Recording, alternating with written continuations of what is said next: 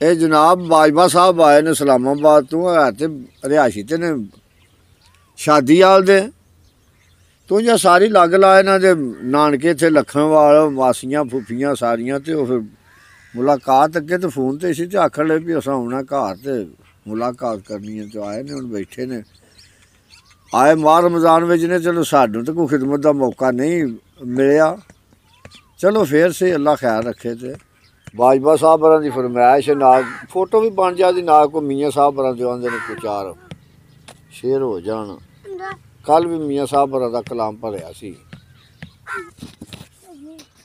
आरफे खड़ी लिखदे ने नस्सण छुपण जान नहीं देंदा ते अरगे दे अगे चढ़िया मन रज़ा मोहम्मद बख्शा ते बचिए कदमी चढ़िया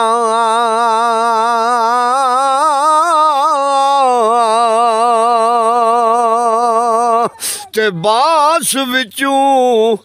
ओए खुशबो नहीं लभदी ते रस नहीं लभदा छिलिया और नीयत साफ ना होवे मोहम्मद ते कुछ नहीं लभदा विच चिलिया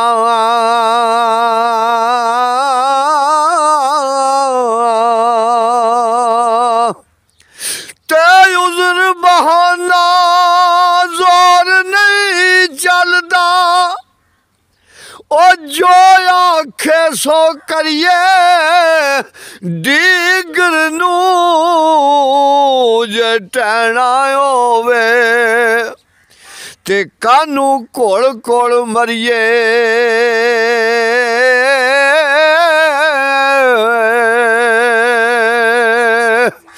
और डीगर नू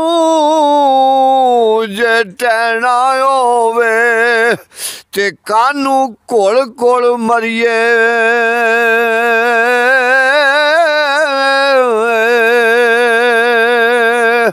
ते लै फिर यार हवाले रब दे ते लगियां ने पैन जुदाइयां और ना वस तेरे ना वस मेरे ते रिज़्क मुआरा चाहिया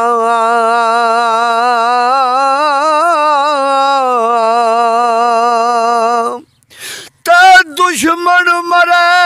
ते खुशी ना करिए और सजना भी मर जाना एडी गिरते दिन गया है मोहम्मद ते औरक नू डुब जाना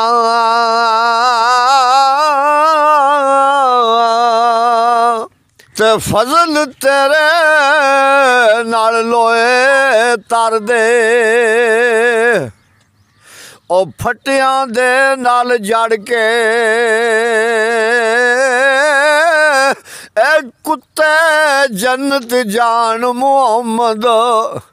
ते संग चंगियां दे रल के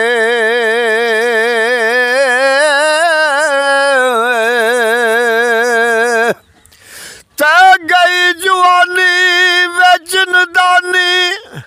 और कुछ नहीं तेथों बनिया अब पिछली उम्रे और सिर चिट्टे नू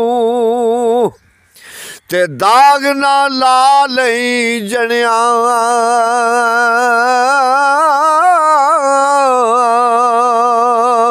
ते रस तुम्हें दा कौड़ा होंदा ते असरी हुंदा विच बियां ओ जेड़ा कम मावां कर दियां ते ओ वाई कर दियां धियां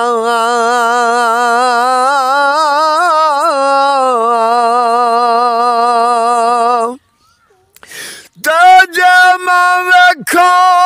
अमला वल्लों कुछ नहीं नहीं मेरे पल्ले जे देखो तेरी रहमत वलूं ते बल्ले बल्ले बल्ले